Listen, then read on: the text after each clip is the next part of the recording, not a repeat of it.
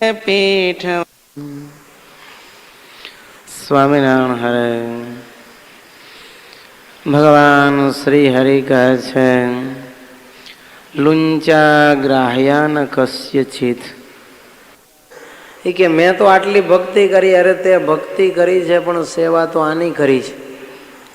એટલે પાપી ગુરુના પ્રતાપે તારો પણ હવે મોક્ષ થશે નહીં. અને તારે 10,000 વર્ષ સુધી આ ભૂત ભેગું રખડવું પડશે. અને પછી જમપુરીમાં જઈશ. કલ્યાણના તો હવે તારે ફાંફા પડી ગયા. જો તો પાપી ગુરુની સેવા કરે ને તોય એને નિયમ ધર્મ પાડ્યા હોય તોય એનું કલ્યાણ નથી થતું. જો એટલે ભગવાન અહીંયા આચરણ શુદ્ધિની વાત કરે છે. જો અરે આચરણ શુદ્ધિ નહીં, સંગ શુદ્ધિની વાત કરે છે. કોનો સમાગમ કરવો? ઘણા એમ માનતા હોય ભલે ને બીજા ગમે હોય પણ આપણે હારા હોય. એમ નથી. આપણે જે ગુરુ કરવા છે, જેના મુખ્ય કથા સાંભળવી છે, કમસે કમ એનું આચરણ તો આપણે જોઈને પછી જ ઉપદેશ ગ્રહણ કરવો જોઈએ. જો એની કથા સાંભળી એને ગુરુ બનાવીએ અને પછી એ જો આવા જ પાપ કરતા હોય તો પછી ગુરુનું કલ્યાણ ન થાય ને ચેલાનું કલ્યાણ થાય નહીં. જો એક વખત છે ને 4 બાપુ હતા. કેટલા? 4. શીતળદાસ, જાનકીદાસ, રામદાસ ને હનુમાનદાસ. આ ચારેય ગુરુભાઈ અને ચારેય આંધળા. એક નગર હતું, એના ચારેય દરવાજે એક એક બાવાના આશ્રમ. ચારેય જણાના ત્યાં નિવાસ સ્થાન. એટલે ત્યાં આ લોકો રહે. અને એક ચારણ હતો, એનો ચેલો થયો. કોણ? એક ચારણ. પછી હવે એ ચારણ એક વખત એક રાજાને ત્યાં ગયો હશે ને રાજાનું કવિત કરીને ગાયું. એટલે રાજાની પ્રશસ્તિનો પ્રશંસાનો શ્લોક. રાજા ખુશ થઈ ગયા. સરસ મજાનો આરબી ઘોડો એને ભેટમાં આપ્યો. પંજાબી ઘોડો આવે ને એવા ઊંચો પહાડી કદાવર ઘોડો. એટલે ચારણે તો એમ વિચાર કર્યો કે આ ઘોડાને લઈને મારે ક્યાં ફરવું. એટલે એના ગુરુ હતા ને, ગુરુને કીધું કે મારો આ ઘોડો તમે રાખજો, મને ભેટ મળ્યો છે ને મારે હજી બીજે જવું છે, વળતા હું લઈ જઈશ. 2 ઘોડા કેવી રીતે લઈ જવા? એટલે આ એના ગુરુ ચારેય, જાનકીદાસ, શીતળદાસ, રામદાસ ને હનુમાનદાસ, એને આપી. અને અહીંયાથી એ તો પાછો સગા સંબંધીને ત્યાં ગામતરું કરવા ગયો. હવે આ બાજુ આ ચારેય જણા ભેગા થયા અને એ કહે છે કે આ ઘોડો ચારણ આપી ગયો છે આપણો ચેલો, કે વેચીને કરી લ્યો પૈસા. ઘોડો વેચી દીધો 4,000માં. 1,000 રૂપિયાનો ભાગ પાડી લીધા. રાતે મૂકવા આવેલો, કોઈને ખબર નહોતી કે આ ઘોડો ચારણનો છે. 2-4 દી પછી ચારણ તો બિચારો પાછો આવ્યો. આવીને કહે છે લાવો મારો ઘોડો. ત્યારે જાનકીદાસ કે કેવો ઘોડો ને કેવી વાત. શું કહે છે? સાનો માનો હાલતો થઈ જા. ઓલો કહે છે અરે હું તમારે ત્યાં ઘોડો બાંધીને ગયો તો કહ્યું તું હું પાછો વળીશ ત્યારે લઈ જઈશ. અરે ઘોડો મેં જોયો છે જ ક્યાં? વાતે સાચી, તો આંધળો હતો, ક્યાંથી દેખે. ગામ લોકોને ભેગા કર્યા, ઓલા બાવાઓને તેડાવ્યા. એ કે આમ જુઓ આ ખોટો મારા ઉપર આરોપ મૂકે ચારણ. અલ્યા અમારો ચેલો થઈને તું અમને બદનામ કરેશ? 4 બાવાના લોકોને સાચા બાવા જ લાગે ને, પછી ચારણ તો ક્યાંથી સાચો લાગે? ઘોડો કોઈ જોયો નહોતો કે ચારણ મૂકી ગયો. એટલે કહે છે ભાઈ ઘોડો તું આપી જ નથી ગયો ને તારા ગુરુને આમ બ્લેમ કરે એ બરાબર નહીં. માટે તું ચાલતો થઈ જા. બીજા એના ચેલાઓ હતા એ લાકડી લઈને પાછળ પડ્યા અને ચારણને બિચારાને કાઢી મૂક્યો અને દરવાજા જગ્યાને બંધ કરી દીધા 4 જણે. પછી પેલો તો ચારણ કાંઈ મૂકે બીજા બધા છે હજી છોડે પણ ચારણ છોડે નહીં હો. એને નક્કી કર્યું ગુરુ પાસેથી રૂપિયા વસૂલ ન કરું તો હું પણ એનો ચેલો નહીં. પણ હવે આ કોઈને અંદર એન્ટર જ ન થવા દે. અને ગુરુ ગાય રાખે. શું રાખે? ગાય રાખતા. હા, જે ગાય આવી, ગાયના પગ વચ્ચે ચારણ ઘૂસી ગયો. દરવાજો ખોલ્યો એટલે આમ ગાય ઉપર હાથ ફેરવીને તપાસ કર્યું, ગાય જ છે ને. ખોલીને અંદર લઈ લીધી ગાયને. એના ભેગો ચારણ અંદર ઘૂસી ગયો. પછી ઓલા રૂપિયા બચી ગયેલા ને રાતે કોથળી લઈને ખકડાવે અને ભગવાન આગળ નાચે. બાવો શું કરે?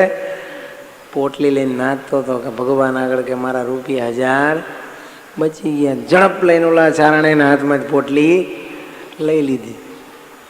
પોટલી લઈને ભાગી ગયો છો. એટલે ઓલો તો વિચાર કરે કે આ પોટલી કોણ પડાવી ગયું. ત્યાંથી બીજા બાવાના આશ્રમમાં ગયો. તારે એને તો રૂપિયા ક્યાં અંતાડેલા? ટોપીમાં અંતાડેલા. ટોપીમાં. તારે એ બેઠો બેઠો ભગવાન આગળ નાચે ને ગાય અને મર્મ ભાષામાં આવી રીતે બોલ્યો. ઓલો ચારણ સમજી ગયો કે આને ટોપીમાં રૂપિયા અંતાડ્યા. તે બાવાની ટોપી કાઢીને અંદરથી નોટો હતી એ બધી લઈ લીધી. અને બાવો ચિંતામાં પડી ગયો. અરે રે, આ જાનકીદાસ અને શીતળદાસ કે મારા રૂપિયા કોણ લઈ ગયું? રૂપિયા કોણ લઈ ગયું? ત્યાંથી ત્રીજાના આશ્રમે પહોંચ્યો. તારે એને લાકડીમાં રાખેલા. લાકડી પોલી હોય, આંધળા હોય ને, તમે જુઓ લાકડી આખી ભરેલી હોય, નીચેથી ઉપર સુધી રૂપિયાની. માગતા હોય ને, ભેગા થાય એટલે પેશાબ કરવા જાય ને લાકડીમાં નાખી દે, વળી બીજા માગે. એટલે લાકડી લઈને નાચતો હતો. અરે ઓલા બે બાવા અહીંયા પહોંચ્યા. એ કે આ રૂપિયા અમારા ચારણ આવીને લઈ ગયો. દરવાજો ખોલ્યો, અંદર લીધા. એ કે અરે તમે મૂર્ખાવ છો, પણ કે રૂપિયા પોટકીમાં રખાય? ટોપીમાં રખાય? રૂપિયા તો લાકડી મેં રખ્યો. લાકડી મેં. એટલે ચારણ તો ભેગો આવ્યો તો એ સાંભળી ગયો કે આના રૂપિયા લાકડીમાં છે.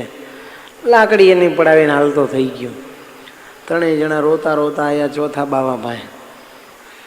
આવીને કહે છે અરે રે, અમારા રૂપિયા કોક આવીને લઈ ગયો. ઓલા કહે છે કોણ લઈ ગયો? ત્યારે કે ખબર નથી પડતી. હવે કોક આવીને રૂપિયા પડાવ્યા હતા. કે ક્યાં રાખ્યા હતા? એક કે મેં પોટકીમાં રાખ્યા હતા ને હું તો ભગવાન આગળ હલે નાચતો હતો તો મારા હાથમાંથી પડાવી ગયો. ત્યારે કે મૂર્ખા, પોટકીમાં રૂપિયા રખાય? બીજો કેલા મેં તો ટોપીમાં રાખ્યા હતા તો ટોપીમાંથી એ કાઢી ગયો. ચાર કહે છે ગાંડા, ટોપીમાં રખાય રૂપિયા? ત્રીજો કે પણ મેં તો લાકડીમાં રાખ્યા હતા તો મારી લાકડીની ખબર પડી ગઈ ને લઈ ગયો. તારે કે લાકડીમાં ન રખાય, રૂપિયા તો લંગોટમાં રખાય. લંગોટમાં. એને વળી લંગોટની અંદર ઘાલેલા. તે ઓલો ચારણ સાંભળી ગયો, લંગડ છોડીને એમાંથી રૂપિયા લઈ લીધા. ઓલો કહે છે અરે મારા રૂપિયા લંગોટમાંથી લઈ ગયો. કોણ લઈ ગયો? 1000 તો ખરા, પણ બીજા જે કોણ લઈ ગયો ઓળખો છો મને? હું તમારો ચેલો ચારણ. શું કહે છે? તમે મારો એક ઘોડો વેચીને 1000 રૂપિયાના ભાગ પાડ્યા હતા, પણ આ તમારી મરણ મૂડી બધી લઈને હવે જાઉં છું. થાય કરી લ્યો. તમારા રૂપિયા લઈને ભાગી ગયો. તો આવા લોભી બાવા હોય, ધન લાલચુ, એને ગુરુ કર્યા હોય એ કોનું કલ્યાણ કરે? ગયો ગુરુ લોભીને ચેલા લાલચી દોનું ખેલે દાવ. ગુરુ લોભીને ચેલા લાલચી દોનું ખેલે દાવ. કવિ કહે છે ગુરુ લોભિયા હોય ને ચેલાય લાલચું હોય, દોનો બિચારે બાપડે બેઠે પથ્થર કે ના હોય. આ બે બિચારા છે એ પથ્થરની નાવ ઉપર બેઠા છે. એ કોઈથી ભવસાગરને તરે પાણીમાં ડૂબી જવાના. એમ એ સંસારમાં ડૂબી જવાના. એમાંથી કોઈનું કલ્યાણ થવાનું નહીં. એટલે કહે છે આવા ગુરુ લોભી હોય રૂપિયાના, એનો સંગ ક્યારે કરવો? હવે એની આખી નાયત 60 જણાની. કોડીના ગુરુ કેવા હોય એવા જ હોય ને બધા એના. તો 60 જણાનું મંડળ લઈને એકવાર ફરતા ફરતા આવ્યા અને ગામ નામ ઠામ સરનામું બધું ગોતી રાખેલું.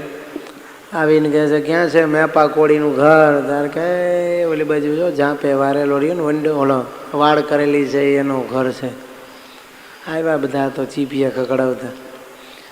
મેપો રાજી થઈ ગયો. ગુરુ મહારાજ સામે ચાલીને દર્શન દેવા આવ્યા. આનંદ આનંદ થઈ ગયો બિચારો. એ તો હર્ષ ઘેલો થઈ ગયો. પધારો પધારો. અંદરથી જે પાથરણા હતા એ બધા પાથરીને ગુરુને અંદર બેહાર્યા ઓસરીમાં. પછી ગુરુ કહે છે દેખ 60 मूर्ति लेके आया हूँ. કેટલી? 60 मूर्ति लेके आया है. इन सब के लिए पक्का सीधा की व्यवस्था कर दे. पक्का सीधा का इंतजाम कर दे. ઓલો કોળી કહે છે ગુરુ મહારાજ હું તો ગરીબ માણસ છું, હાથ બાવડા ઉપર છું, રોજ રોજનું મહેનત કરીને કમાવું છું ને ખાવું છું. પાકા સીધાની વ્યવસ્થા ક્યાંથી થાય? કહેતા હોય તો બાજરાના રોટલા અને ખીચડી કઢીની વ્યવસ્થા કરી દઉં. અને બાજરાના રોટલા અને અડદની દાળ કરવી હોય તો એને ગોળના ગંઠા આપી છે. બીજું કંઈ મારા થાય નહીં. પેલો ગુરુ કહે છે નહીં, કબ से कह रहा था मेरे घर आओ मेरे घर आओ, आज आए हैं तो पक्का सीधा का इंतजाम नहीं करता हमारे लिए. हमको तो पक्का सीधा ही चाहिए. शक्कर का लाडू करके हम खाएंगे. બોલો બિચારો કોળી મૂંઝાણો કે હવે આ મારે કરવું કેમ? રૂપિયા તો હતા નહીં, પણ આ તો બધા ફેન્સી બાવાઓ હતા. કેવા ફેન્સી હો! નવા નવા જોડા કોક આગળ ચેલાની દુકાને ગયા છે બધા. BSC બાટાના બૂટ ને ચપ્પલ હારા હારા 200 300 400 ની જોડી ઉપાડી આવેલા હશે. કોક રૂપિયાવાળો ચેલો તમારા જેવો ભોળો ભગત બિચારા દઈ દીધા. લઈ જાઓ બાપુ ઉપાડો કે હારા હારા ગમે. 400 ને 500 વાળાને આવા બધા જે હારા હારા લાગ્યા એ બૂટ લઈ આવેલા. કોળી કહે છે ચિંતા ના કરો, તમે બધા નાહી ધોઈને તૈયાર થાવ, હું વ્યવસ્થા કરું સીધા સામાનની. અને આ બધા નાવા ગયા. પાછલા ભાગમાં ડંકી છે ઘરમાં, તે આ જોડાનું વાયરું પોટલું અને ગયો બજારમાં. એ કે આ જોડા જેને લેવા હોય હરરાજીમાં લઈ જાઓ, જે તમને ફાવે એ રૂપિયા 400 વાળા 200માં ઉપાડો તમે તમારે. કે બધા જોડા વેચીને રૂપિયા લઈને પાકા સીધા લઈને આવ્યો. ઘીનો ડબ્બો, લોટ ચણાના. અને ગુરુ મહારાજને કહે છે લ્યો આ સીધું સામાન ને પાકા તમ તારે જે મનગમતી હારા મારી રસોઈ, કાજુ બદામ પિસ્તા લાડુમાં ખસખસ ને ચારોડીની એલચી જાયફળ નાખીને બનાવો. કે બટાટા વડા ને ચૂરમાના લાડુ ઘીથી તરબતર બનાવ્યા. ના તો ખૂબ ખૂબ જમ્યા. રાત્રિ રોકાણ કરી અને સવારે પછી કહે ઠીક લ્યો તારે ચેલારામ, હવે અમે નીકળશું. આને તો ઉપરથી રૂપિયા વધેલા એની દક્ષિણા આલી અને ખૂબ રસોઈ કરી હતી. એની નાયતના હતા એને બધાને જમાડ્યા, પ્રસાદી અપાવી કે અમારા ગુરુ બહુ પ્રતાપી છે, એના પ્રતાપે જ આ બધું છે. સવારમાં તો બધા તૈયાર થઈને નીકળ્યા. એટલે ચેલો કે ભલે ગુરુ મહારાજ ખૂબ મારા ઉપર કૃપા કરી, આમ ને આમ કૃપા કરતા રહેજો ને આવતા રહેજો. બહાર નીકળીને કેલા અમારા જોડા ક્યાં? ત્યારે કે જોડા ક્યાં છે મને ખબર નથી. અરે કે અમે આ બધા નવા બૂટ લઈને પહેરીને આવ્યા હતા એ ક્યાં ગયા? ત્યારે કે એની તો રસોઈ કરી. શું કહે છે? એની તો રસોઈ. અરે તું કહેતો તો ને कि आपके प्रताप से, तो वो तो मैं कह रहा हूँ कि आपके चरणों के प्रताप से ये रसोई मैंने दी है. ये क्या तुम्हारा चरणना जूता ये वेचीने तो હું સીધું સામાન લાવ્યો હતો. મારા ગરીબ માણસને આટલા જણા 60 જણાના સીધા સામાનના રૂપિયા ક્યાંથી હોય? માટે આ તો તમે મને કહ્યું તું પાકું સીધું લાય. મેં તો કીધું તું રોટલો ને અડદની દાળ આપું, તમે માન્યા નહીં. તો હવે મારે તમારી સેવા તો કરવી ને, એટલે આ તમારા ચરણના પ્રતાપે રસોઈ તમને આપી. ત્યારે ઉઘાડા પગ્યા. પછી બધાએ ગયા. કોઈ દી પછી એ ચેલાનું ઘર જિંદગીમાં પૂછ્યું નહીં. જો તો આવા બધાએ સ્વાદિયા ગુરુ કર્યા હોય, ચેલાને ભીં પાડી દે ને. ઘણી વાર જો આવું થાય હો.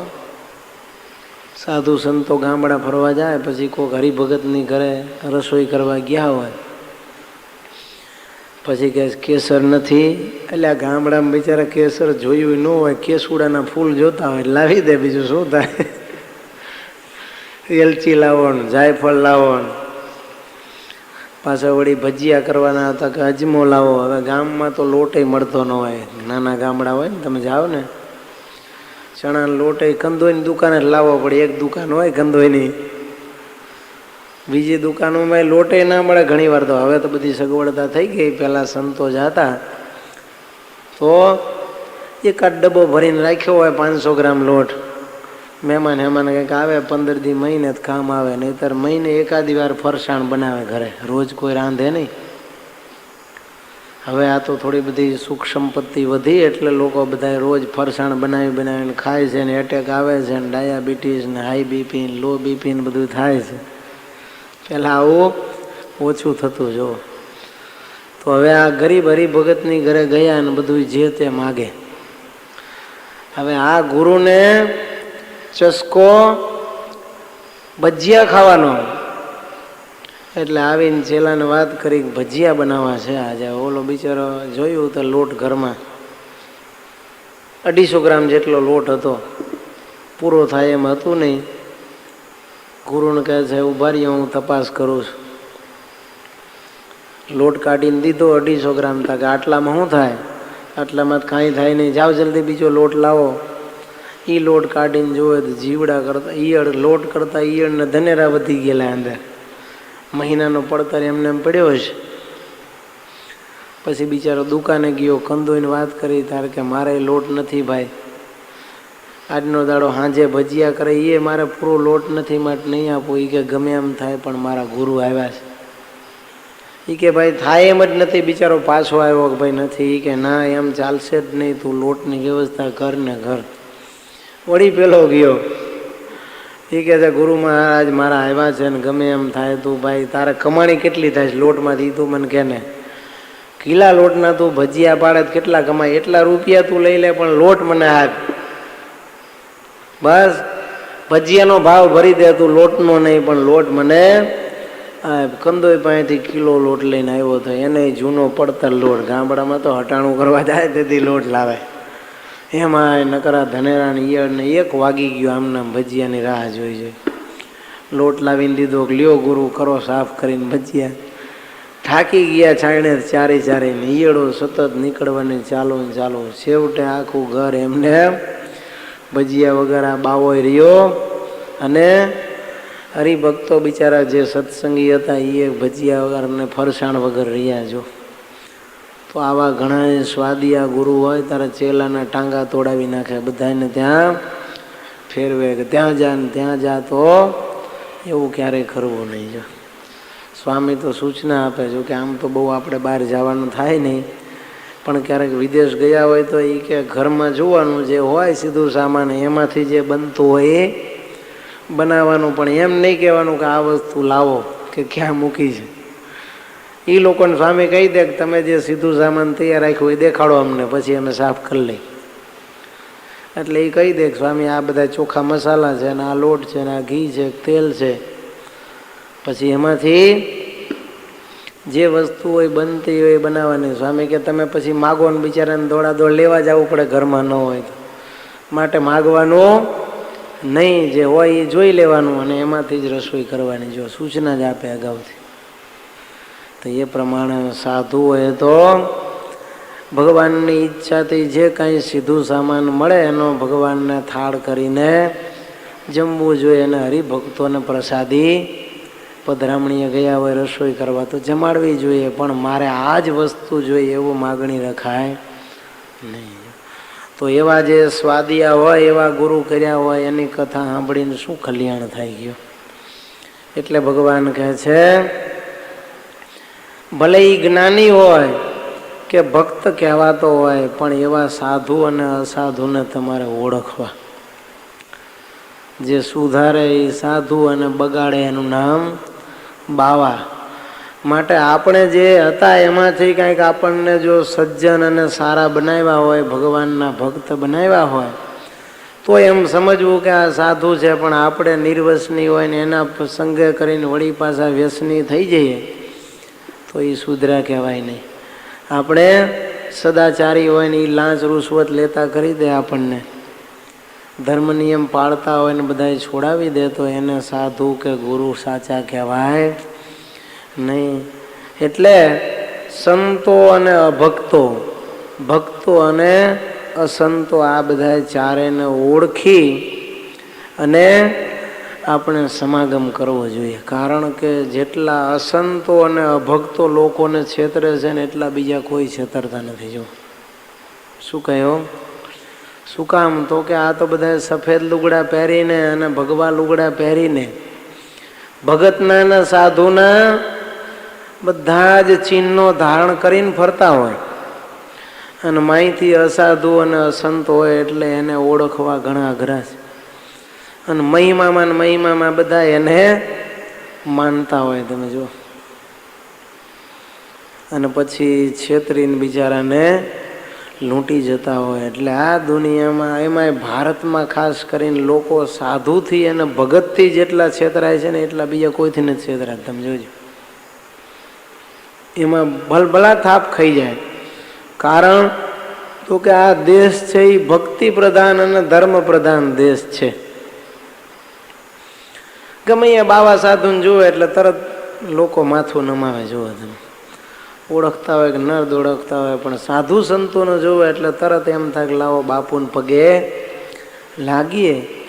એવી આપણામાં સહજ સ્વાભાવિક ભક્તિ, સાધુ વિશેનો આદર ભાવ આપણા વિશે રહ્યા છે.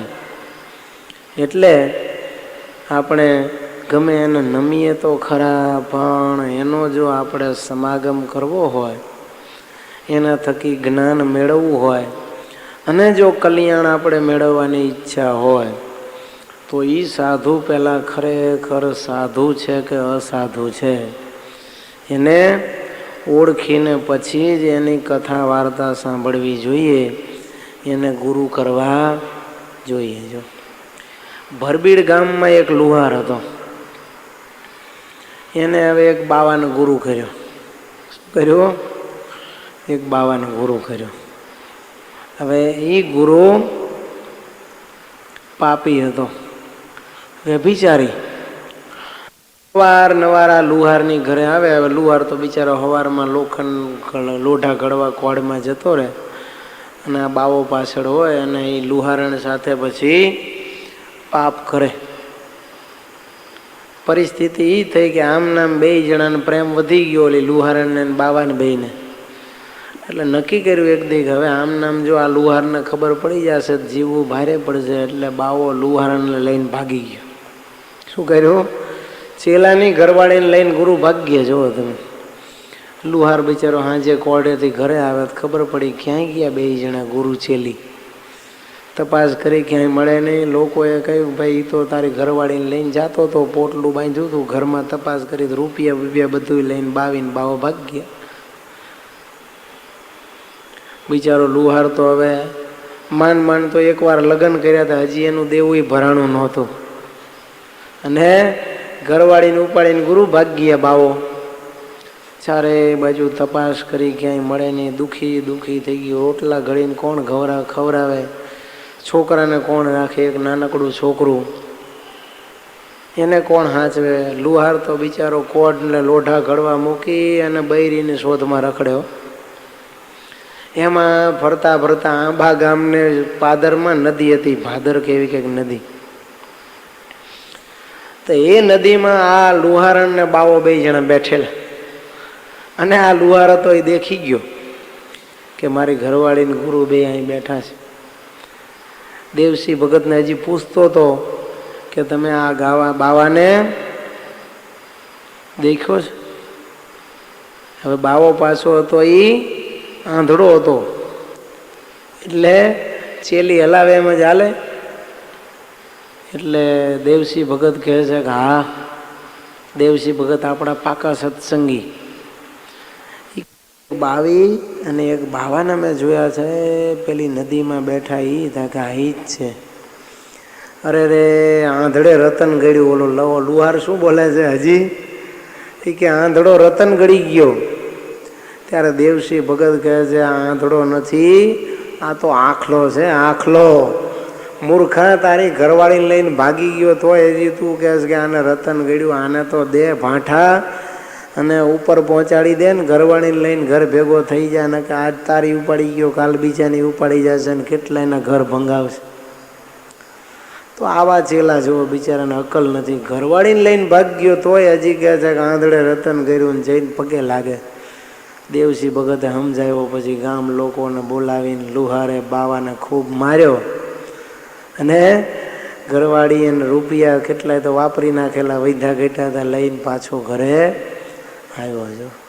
એટલે કહે છે કે આવા સ્ત્રીની અંદર આસક્તિવાળા, ધનમાં આસક્તિવાળા અને રસાસ્વાદમાં આસક્તિવાળા જે આવા સાધુ પુરુષો દેખાતા અને કહેવાતા નામધારી બાવાઓ સાધુઓ, એનો સંગ ભગવાન કહે છે ક્યારેય કરવો નહીં. જો સત્સંગી જીવનમાં પણ ભગવાને લખ્યું છે કૃષ્ણ ભક્તશ્ચ કામવાન.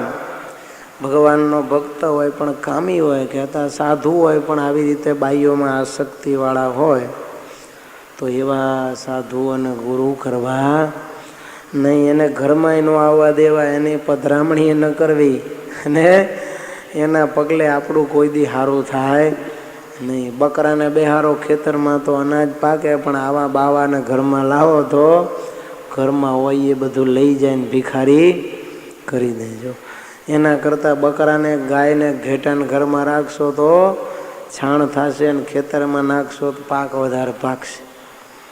પણ આવા જો અધર્મી ગુરુ બાવા સાધુઓ છે એને ઘરમાં લાવશો તો તમારું રૂડું ક્યારેય થશે નહીં. જો એટલે સ્વામી કહે છે આવા બધા સાધુઓ એ ભક્તિભાવ દેખાડે, કથા કરતા હોય પણ કેવા છે, કરે કથા કીર્તન કાવ્ય અર્થ એ સારવાન.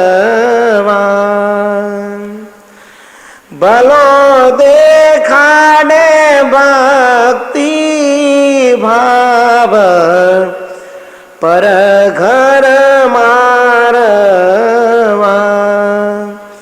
એને અર્થે કરે છે ઉપાય શોધી સારા ગામને. પોતે પોતાનું મહાત્મ્ય ગાય ચાય દામ વામને.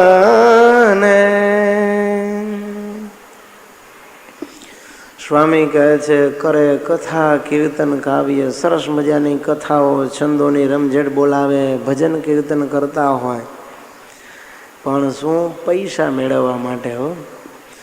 ભલો દેખાડે ભક્તિ ભાવ પર ઘેર મારવા. જો અને અસાધારણ ભક્તિ જાણે પ્રભુમાં લાધી હોય ને એવા કરતાલ વગાડતા વગાડતા આમ આંખમાં આંવડા ઝાયલા જતા હોય ને લીન થઈ જાય ભગવાનની ભક્તિમાં, એવા આચરણ દેખાડે અને પછી બાઈઓની સાથે રંગે રમે અથવા તો ચેલાની નારીઓને ભ્રષ્ટ કરે, દીકરીઓને માતાઓને ભ્રષ્ટ કરે, ઉપાડીને ભાગી જાય.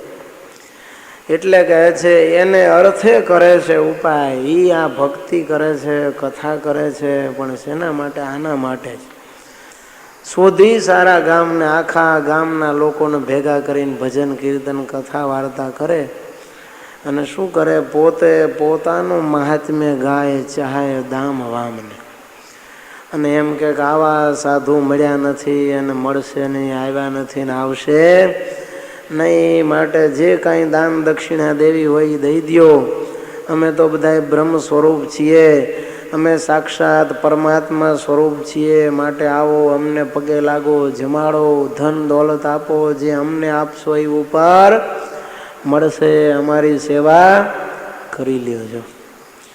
આવી રીતે સ્વામી કહે છે પોતાનો મહિમા ગાઈ અને દામ અને વામ કહેતા. દામ એટલે પૈસા ને વામ એટલે સ્ત્રી. અને ત્રીજું અમને જમાડો કહેતા લાડવા, બરફી, સાટા, પેંડા, જલેબી, ટોપરા પાક, દૂધ પાક, માલપુડા, આની રસોઈ રોજ લઈ લઈને ખાય. તો ભગવાન કહે છે આવા સાધુઓનો ક્યારેય તમારે સંગ કરવો નહીં. એક મહાત્માજી હતા, ફરતા ફરતા એક ચેલાની ઘરે ગયા છે. પછી આવો અધર્મી જ બાવો, સમજ્યા? નાવું ધોવું પૂજા પાઠ કાંઈ કરે નહીં, બસ કેવળ કાન્યો માન્યો કોરું હું તારો ગુરુ મંત્ર ફૂંકી દે ને પછી ચેલાઓની ઘરે ફર્યા કરે, મેવા મીઠાઈ ખાધા કરે એક ગામથી બીજે ગામ, અને બબૂતી ચોપડીને રખડી ખાય, ચીપિયા ખખડાવે. હવે આ ચેલો હશે એ બહુ ધાર્મિક હશે, પવિત્ર હશે, એટલે સવારમાં ગુરુ મહારાજને કહે છે ચાલો ગુરુ મહારાજ સ્નાન કરવા પવિત્ર નદી આપણા ગામના પાદરમાં વહે છે, તો તીર્થ સ્થાનમાં સ્નાન કરી આવીએ. ત્યારે ગુરુ કહે છે हमने तो मानस गंगा में स्नान कर लिया. શું કહે છે? मानस गंगा में मैं नहा लीधू, मानस स्नान कर लिया. 10 प्रकार के स्नान होते हैं, उसमें मानस स्नान बहुत उत्तम है. નાવાનો આળસુ નાય જ નહીં, અઘોરી આળસુનો પીર અને ઉપરથી અઘોરી. જો चेलो विचार में पड़े कि पूजा करके हम ही ब्रह्म स्वरूप है, पूजा करने की काहे को जरूरत पड़ती कि हूँ ज ब्रह्म छो, पूजा करवानी क्या जरूर है. पूजा न करी, नायो नहीं, गुरु ने चेला ने थયું કે આને પાઠ ભણાવવો પડશે. પછી શું કર્યું? સરસ મજાના ગોટા બનાવ્યા, એવા ટેસ્ટફુલ ગોટા બનાવ્યા, મરચા થોડા વધારે અંદર નાખી, અને ગુરુને બહુ ભાવે આ ગોટા. નહીં તો 50 ગોટા ગુરુ દાબી ગયો. તમને એમ થાય કે આટલા એક ભાઈ 32-36 ગોટા મારી નજર આમે ખાઈ ગયા. બોલો, શરદ પૂનમની રાતે 12 વાગે બન્યા છે તો સવારે 36 ગોટા, રાતે ખાતું એ તો અલગ દૂધ પીવાન ગોટા, સવારે પાછા 36 ગોટા બીજા દાબી ગયા. આરતીમાં આવ્યા હતા મંગળામાં, કીધું હાલો પ્રસાદી જોઈ. પછી બપોર પછી શું ઝાડા થઈ ગયા. સાંજે ફોન કર્યો હતા કે એ તો અંદર ઓફિસમાં જ રહેશે 2 નંબરની, એ બહાર નીકળતા જ નથી. મેં કીધું પણ અન્ન પારકું હતું, પેટ પારકું હતું, આટલા નો દાબી જતા હોય તો. 50 ગોટા ખાઈ ગયા. હવે ચણાનો લોટ કાંઈ મૂકે, ખવડાવીને પછી પાણી જ ન પાયું. 1 ગ્લાસ પાણી આપીને બાપુને અંદર ઓરડામાં પૂરી દીધા ને બહારથી તાળું મારી દીધું. શું કર્યો? બહારથી તાળું મારી દીધું. અડધો કલાક થયો ને પછી તરસ લાગી. ગોટા ખાય કેવી તરસ લાગે? ચણાનું તમે ખાઓ ને ફરસાણ, પાણી વધારે પીવું પડે. એટલે ખૂબ તરસ લાગી. એટલે ચેલો કે ઓલા ગુરુ કહે છે કે ચેલારામ પાણી કા ગિલાસ ભેજો. તારે કે ગુરુ મહારાજ ભેજતા હું, પણ પાણી આપે નહીં. સમજ્યા? આમ 2 કલાક થઈને પછી તો એવી તરસ લાગી, અંદર વાઢ ઉપડ્યો પેટમાં. ગુરુ કહે છે કે ચેલારામ પાણી જલ્દી ભેજો, નહીં તો मैं मर जाऊंगा.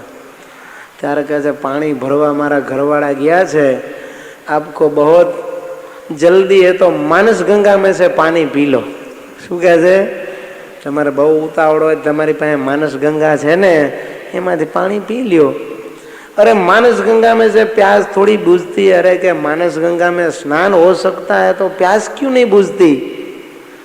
मानस गंगा में से पानी पी लो. अरे मेरे को बहुत तृषा लगी. अरे ब्रह्म को काहे को तृषा लगेगी? आप तो भगवान है, आपको पानी की तरस तृषा नहीं लगेगी, पानी नहीं मिलेगा. खखड़ावे बायणा पकड़ी के पानी आप, नहीतर हूँ मरी जाइश तरसो. ત્યારે કે માનસ ગંગામાંથી પી લ્યો, આપ તો બ્રહ્મ છો, તમે ક્યાં મરવાના છો? બ્રહ્મ તો અજર અમર છે. અરે હું મરી જઈશ. ત્યારે કે હવે કોઈ દી કહીશ માનસ ગંગામાં સ્નાન કરી લઈ? ત્યાં કે તારી ગાય છું, હવે કોઈ દી આવું નહીં કહું. બોલ બ્રહ્મ છે કે પછી માણસ છે? તો કે માણસ છું. તો બહાર કાઢું કે. પછી પાણી પાયું ને ફરી વાર ખબરદાર જો આવા કે હવે તૂત કર્યા છે તો. નાવા ટાણે તને આળસ થાય છે ને પાણી પીવા ટાણે માનસ ગંગામાંથી કાં નથી પીવાતું? એ કે તું માથાનો ભટકાણો, હવે ફરી વાર આવું કોઈ દી ભૂલ કરીશ નહીં. જો તો આવી રીતે છેલ્લા એ ગુરુને પાઠ ભણાવ્યો અને પછી એ પાઠ શીખી ગયા પછી કોઈ દી ધંધો ગુરુ કરતા નહીં. પણ કહેવાનો મતલબ આવા ગુરુને હવે આપણે ગુરુ બનાવીએ ને એની કથા સાંભળી તો કોનું કલ્યાણ થાય ગયું. માટે ભગવાન કહે છે આવા સ્ત્રી દ્રવ્ય અને રસાસ્વાદને વિશે લોલુપ થકા પાપને વિશે પ્રવર્તતા હોય એવા સાધુઓને મુખે કથા વાર્તા સાંભળવી નહીં. તો જે ભક્તિનો ઓથ લઈ અને કથા કરતો હોય એમ કે ભગવાનના નામમાં જેટલા પાપ બાળવાની શક્તિ છે તેટલા પાપ કોઈ પાપી જનને કરવાની શક્તિ નથી. માણસ આખી જિંદગી ગમે એટલા પાપ કરે પણ ભગવાનનું એક નામ લે એટલે બધું બળીને ભસ્મ થઈ જાય. એ પુરાણોમાં આવું લખ્યું છે એમ કહી અને એમ કહે કે તો પછી 2-4 પાપ કર્યા અથવા તો પરદારા ગમન કર્યું એમાં શું આપણે નરકમાં જવાના છીએ? આપણું તો કલ્યાણ જ થવાનું છે, માટે ચિંતા ન કરો. એમ ભક્તિનો મહિમાનો ઓથ લઈ અને વાત કરે. પણ પદ્મ પુરાણમાં એવું લખ્યું છે કે નામ મંત્રના બળનું અવલંબન કરીને જેની પાપ કરવાની બુદ્ધિ થાય છે તેની નિયમો થકી પણ શુદ્ધિ થતી નથી. ભગવાનના નામના મહિમાનો ઓથ લઈને જે પાપ કરે છે ને એની પછી પ્રાયશ્ચિતથી પણ શુદ્ધિ થતી નથી. કારણ તો કે જે ભગવાનના નામથી પાપને છૂટવાનું છે ને એ ભગવાનનો જ મહિમા એને નથી. એ ભગવાનનું નામ લેતો જાય છે ને પાપ કરતો જાય છે, પછી છોડાવે કોણ એને? જ્ઞાનીઓ એ કથા કરે અને શું કે જ્ઞાનનો ઓથ લઈને જ્ઞાનાગ્નિ સર્વ કર્માણી ભસ્મસાત કુરુતે અર્જુન. હે ભક્તો, ગીતાજીમાં ભગવાને એમ કહ્યું છે કે જ્ઞાન અગ્નિ છે એ બધા જ કર્મોને બાળીને ભસ્મ કરી નાખે છે. વળી અહમ બ્રહ્માસ્મિ ન મેં કર્મ બાધ, હું તો બ્રહ્મ છું, મને કોઈ કર્મનો બાધ નથી. જો મને કોઈ કર્મ લાગતા નથી એમ કહીને પોતે પાપ કરે અને યથેષ્ટ આચરણ કરનારા થાય છે. મહારાજ કે એને તો નરકનું બંધન થાય છે, એનું કોઈ દી કલ્યાણ થતું નથી. દત્તાત્રેય ભગવાને એમ કહ્યું કે જેની બુદ્ધિ સ્વધર્મથી ચલિત નથી થઈ એવા પુરુષો જ પરમાત્માને પામે છે. કહેતા જે ધર્મવાળા પુરુષો છે એને જ ભગવાન મળે છે, અધર્મીને મળતા નથી. પણ આ પાછા વળી ઉપનિષદોના વાક્ય કાઢીને એમ કે છાંદોગ્ય ઉપનિષદમાં એવું લખ્યું છે કે તેષામ સર્વલોકેષુ કામાચારો ભવતી ઇતિ છાંદોગ્ય શ્રુતિ. છાંદોગ્ય ઉપનિષદમાં એમ કહ્યું છે કે બ્રહ્મનિષ્ઠો હોય એને તો બધા જ સર્વલોકની અંદર ઈચ્છા પ્રમાણે કરવું. લ્યો, બ્રહ્મનિષ્ઠ સર્વ લોકોમાં ઈચ્છા પ્રમાણે કરનારા થાવ, આવું લખ્યું છે. અને યોગ વાક્યમાં શંકરાચાર્યજી એમ કહ્યું છે કે નિસ્ત્રૈર્ગુણ્યે પથિ વિચરતમ કો વિધિ કો નિષેધ. કે આવા 3 ગુણોથી રહિત થયેલા માર્ગમાં વિચરતા પુરુષોને કોઈ વિધિ નડતો નથી અને કોઈ નિષેધ પણ નડતો નથી. એને ઠીક લાગે એમ આચરણ કરવાના. પણ આ જે વાત કરી છે નિર્ગુણ સ્થિતિને પામ્યા, એ તો બ્રહ્મ સ્થિતિને પામી ગયા હોય, જે ધામમાં ગયા હોય એના માટે આ વાક્યો છે. કારણ કે પૃથ્વી લોક ઉપર જ્યાં સુધી હોય માણસના દેહમાં ત્યાં સુધી તો એને નિયમો બધા ધર્મ માર્ગમાં વર્તવું જ જોઈએ. નહીંતર તમે જુઓ મહાપુરુષોને આવી રીતે સ્વેચ્છ આચાર અથવા તો યથેષ્ટ આચારની જો છૂટી હોય તો પછી દેવયાનીને કલંક લાગ્યું. વશિષ્ઠ ઋષિ બ્રહ્મર્ષિ કહેવાતા જોવા તમે, લોભે કરીને કલંક ન લાગ્યું. પરાશર વિચાર કરો, જેને વ્યભિચાર કર્યો એમાંથી ભગવાન વ્યાસ જન્મ્યા તોય એને કલંક લાગ્યું. શિવજીને લાગ્યા, બ્રહ્માજીને કલંક લાગ્યા. માટે કોઈને યથેષ્ટ આચરણ કરવાની છૂટી શાસ્ત્રોએ આપી જ નથી. બધાને જેના જેના વર્ણ અને આશ્રમ પ્રમાણેના નિયમો હોય એ પ્રમાણે વર્તીને જ ભગવાનની ભક્તિ કરવાની છે. તો ભગવાન ગીતાજીના 3જા અધ્યાયમાં કહે છે કે યદ્યદ આચરતે શ્રેષ્ઠ તદેવ ઇતરો જનઃ સયત પ્રમાણમ કુરુતે લોકસ્તદનુવર્તતે. કારણ કે જો મોટા પુરુષો જ પાપનું આચરણ કરે તો એને જોઈને બીજા બધા પાપ કરવાના છે. માટે મહાપુરુષોનું તો નીતિમય આચરણ જ હોવું જોઈએ, જેથી કરીને એને બીજા અનુસરે તો બીજાનું પણ કલ્યાણ થાય. કારણ કે બીજા તો એને અનુસરવાના જ છે. જો બાપો બીડી પીતો હોય તો છોકરો જોઈને એમ કે પપ્પા પીવે છે એટલે પીવા, એ પીવા માંડે. જો બાપાને એને કહેવું નથી પડતું બેટા તું બીડી પી. બાપા ગુટકા ખાતા હોય તો છોકરાએ ચાલુ કરી દેશે, કારણ કે અનુકરણ કરવાના જ છે. એમ સજ્જનો છે એ તો બધાય માટે આઈડિયલ કહેવાય, એન્ટિટી કહેતા બધાય માટે આદર્શ વ્યક્તિત્વ કહેવાય. તો એને પાપના માર્ગે ચાલતા જોઈ અને બીજા એમ માને કે આ જે કરે છે એ તો ધર્મ કહેવાય, માટે આપણે એ રસ્તે ચાલો. અને એક નિયમ છે, તમે જુઓ, હજી ધર્મના માર્ગે ચાલવું હોય ને એ માણસને આકરું લાગે, પણ અધર્મના માર્ગે ચાલવું હોય ને એ કોઈને અઘરું લાગતું નથી. યુધિષ્ઠિર જુગાર રમ્યા હતા તો આપણે રમાય, એમાં કોઈને અઘરું પડે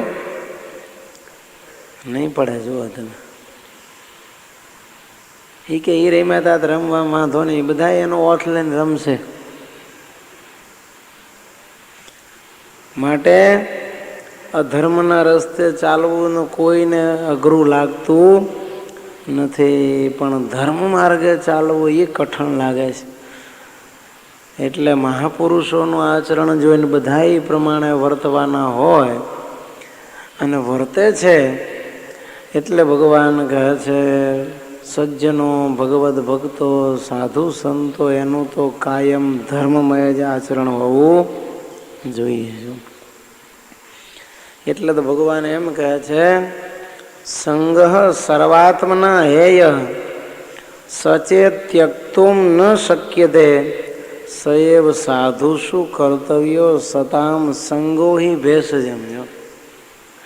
ભગવાને તો એમ કીધું કે બને ત્યાં સુધી કોઈનો સંગ કરવો જ નહીં. લ્યો, નિસંગી રહેવું અને ભગવાનની ભક્તિ કરવી, જેથી કરીને કુસંગનો પાસ લાગે નહીં. કદાચ ભગવાન કે તમારાથી ઈ પોસિબલ ન હોય. શું કહે છે કે બધાયના સંગનો ત્યાગ કરવાનો શક્ય ન હોય તો શું કરો? સાધુ પુરુષોનો સમાગમ કરો. કારણ તો કે સાધુ સંતોનો સમાગમ એ જ ભવરોગની દવા છે. માટે કાયમ સાધુનો સમાગમ ભગવાન કહે છે અમારા ભક્તોએ કરવો. પણ આવા અસત પુરુષો, પાપી સાધુઓ કે ભક્તોનો સમાગમ કોઈ પણ પ્રકારે કરવો નહીં. જો કુસંગ સર્વથા ત્યાજ્ય, એને મહારાજ કે કુસંગ કહેવાય, અને એ કુસંગનો બધા જ પ્રકારે ત્યાગ કરી દેવો જોઈએ. જો આમ તો કેટલા પ્રકારના કુસંગ, સ્વામીએ 3 પ્રકારના કુસંગ લખ્યા. જો એક બહારનો કુસંગ, બીજો અંદરનો કુસંગ, અને ત્રીજો સત્સંગની અંદરનો કુસંગ. અંતરનો કુસંગ, અંદરનો એટલે જો 3 પ્રકારના કુસંગ છે. એ ત્રણમાંથી એકેય પ્રકારના કુસંગ હોય તો માણસ સુખી થાય નહીં, એનું કલ્યાણ થાય નહીં. તો બહારનો કુસંગ આપણે આગળ જોઈ ગયા કે કામી, વ્યસની, કિમિયા આદિ કરીને જેને ઠગનારા એવા બધા હોય એનો સંગ કરવો ને. એ કયો કુસંગ કહેવાય? એ બહારનો કુસંગ કહેવાય. બીજો અંતરનો કુસંગ કયો? તો કે આપણા જે અંતઃ શત્રુઓ છે, કામ, ક્રોધ, લોભ, મોહ, મદ, મત્સર, આશા, તૃષ્ણા, ઈર્ષા, અસૂયા, હંતા, મમતા, આ બધા અંતરના કુસંગીઓ છે. જુઓ તમે, અને એ મહા ખતરનાક છે. એને એક એકને જીતીને વશ કરવા જોઈએ. એને એક એકનો નાશ કરવો જોઈએ. જો તમે, એને બેડી પહેરાવી જોઈએ. આ અંતરના દોષો હોય એ કુસંગ જ્યાં સુધી હોય ત્યાં સુધી તમને સત્સંગ મળે અને આ સાચા સંતનો સંગ મળે તો પણ કલ્યાણના માર્ગે ચાલવા દે નહીં. એટલે બીજો આ અંતરનો કુસંગ, આ બધા દોષો એનો જીવને સંગ્રહ, લોભનો, કામનો, ક્રોધનો, માનનો, સ્વેદનો, સ્નેહનો, તો એમાંથી પણ એ ભગવાનના માર્ગેથી પડી જાય.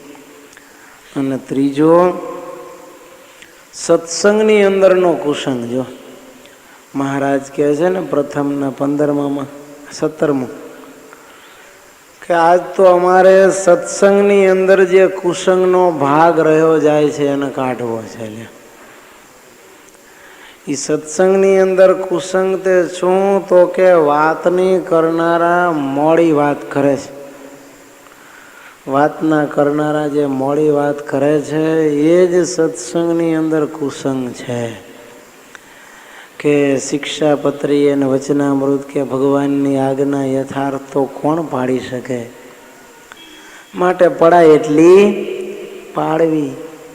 અને ભગવાન તો અધમ ઉદાહરણ છે અને પતિત પાવન છે, તો કલ્યાણ કરશે. જો આ ભગવત ભક્તો અને જ્ઞાની એનો અવલંબન ઓથ લઈ અને જે કથા વાર્તા કરનારા છે એની વાત કરે. જેને નિયમ પાળવા નથી, પોતે નથી પાડતા ને બીજાને ઢીલા પાડી દે છે, એનો ઉલ્લેખ ભગવાન કરે છે. એટલે આ કયા કહેવાય? સત્સંગની અંદરના કુસંગ કહેવાય. કે જે ધર્મનો અંચડો ઓઢીને, સાધુનો વેશ ધારણ કરીને, ભક્તના ચિહ્નો ધારણ કરીને પાપ કરતા હોય. એટલે આ ત્રીજા પ્રકારનો કુસંગ. તો આ ત્રણેય પ્રકારનો કુસંગ છે એ મહા